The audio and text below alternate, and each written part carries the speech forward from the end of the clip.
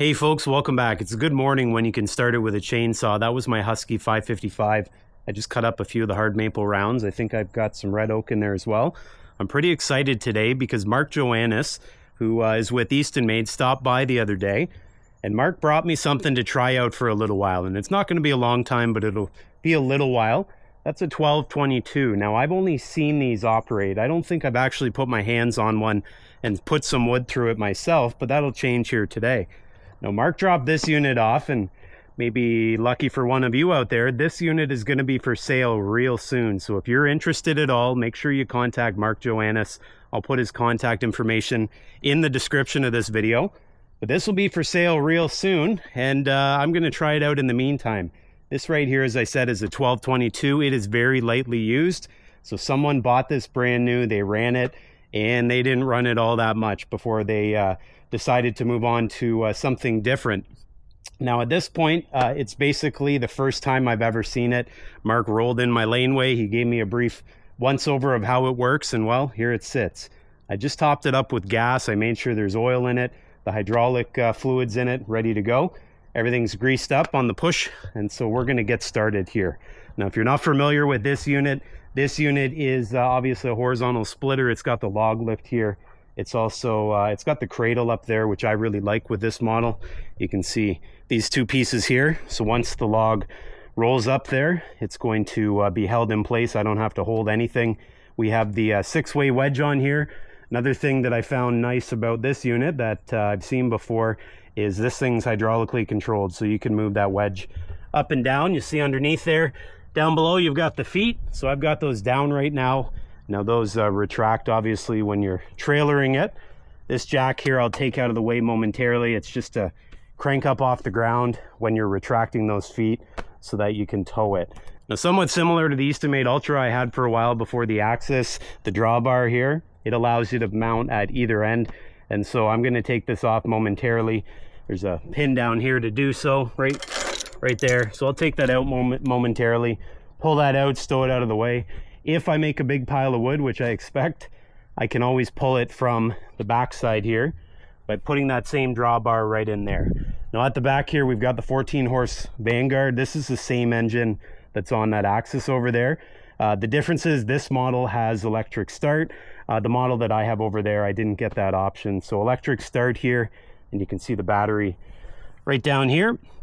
And yeah, some other things to do with it. We've got a hydraulic cooler up here. So the oil cooler will come on when it senses it's getting warm enough. And then we've got a 25-gallon tank over here for the hydraulic fluid. And we've got a filter in there for the hydraulic fluid. Up top here, we've got the Galtech valves. One thing that's going to be brand new to me is this is an auto valve. I've never used one before. So this will basically, with these levers, it'll go all the way down by itself once I engage it. And it'll go back by itself as well. So that's going to save a bit of time there. As you'll see, I'm going to have to get used to it, but eventually I'll be able to set it and forget it. I'll be able to go ahead, get another round in the queue while it's splitting the previous one. So that's that up there. You can see the controls here. So we have the log lift on the left, and then we've got that wedge going up and down. And we also have our I-beam down here. This thing's constructed, I believe, with a 1-inch by 8-inch I-beam, so some thick stuff down that way. And down here we've got our 13-inch wheels for our trailering, and those are the same with the Axis over here. Some other things you'll notice on the log lift here, just these little bits and pieces. And I think some other things I want to show you here. Ooh. You'll notice that the log lift is separate from the actual hydraulic cylinder which lifts it. And from what I understand, the reason for that is primarily safety. If you were to accidentally have your foot here when you are moving that lever, this, if it was connected to that cylinder, would crush your foot. But because it's on this roller here, this will allow it to go up and down separate from the actual table, the actual lift table there. And so that makes it a bit safer. Anyways, let's just put this back down here. Do it safely, mind you. And over here we've got our outfeed table, and this is an aluminum unit here, and this pins in place as well. So if you ever need to remove it, you can see that there. But overall, very stout. I've seen it in person at various shows before, the Paul Bunyan show, the Boonville show, the New York State Woodsman's Field Days, but I've never actually had an up-close chance to try it out. So I'll be using it for the next little bit. And if you're lucky enough, you're interested, make sure you contact Marc Joanis. As I said, he is putting it up for sale. All right, let's fire this thing up. We'll put it at half throttle to get her going. And electric start here.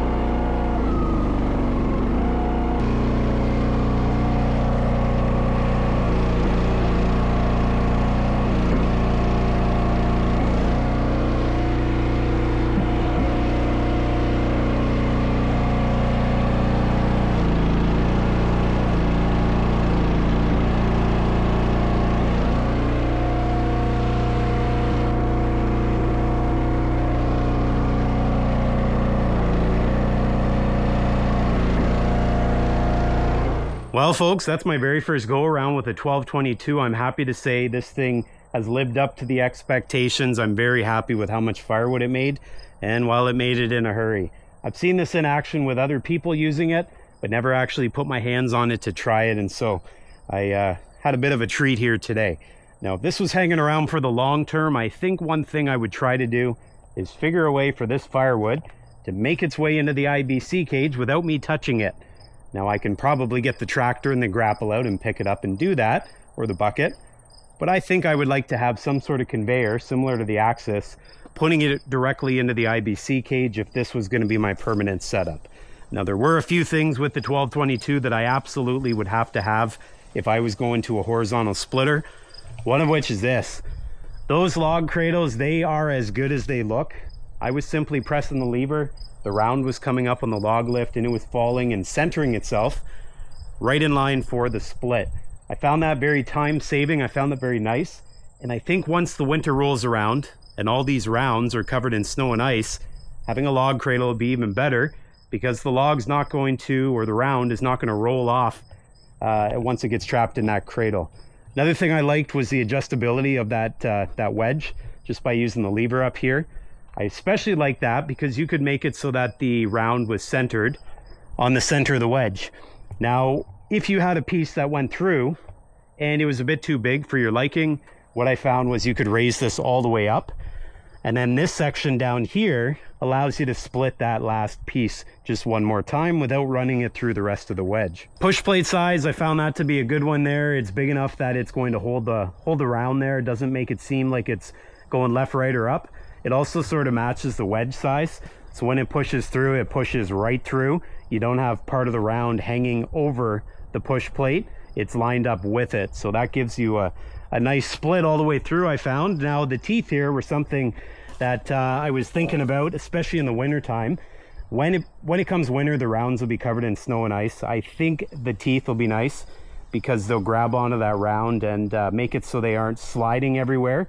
Especially if you don't get the splitter level, you'll end up having a nice shiny piece of steel and an icy round flying off without those teeth, I imagine. The height that this lifts to is nice as well. I didn't have an issue with it. I found it came up high enough to the point where some of the rounds, if they were perfectly round, would slowly roll onto the splitter, and if they weren't perfectly round, I just gave them a little nudge and up they went into the log cradle.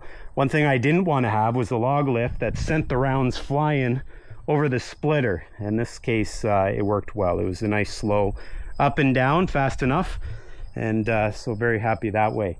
Overall, if this thing was sticking around for, longer than the few weeks it's going to be here, I certainly wouldn't complain. But I think it's hitting the road, it's heading out, going to someone out there who will enjoy it. I certainly enjoyed myself making this pile.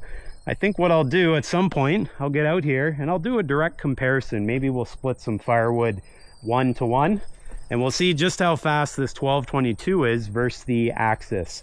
And you'll also get to see the direct comparison between firewood size. That's going to be for another day, though. I got lots to do. I'm going to head out and get underway. Glad you all joined me, and if you haven't done so already, please, as I said, make sure you like this video, subscribe, and check out my other social platforms. I'm out there on TikTok, Facebook, Instagram, and I've also got sawingwithsandy.com. All kinds of merch there. If you wouldn't mind supporting me, I'd greatly appreciate it. See you next time.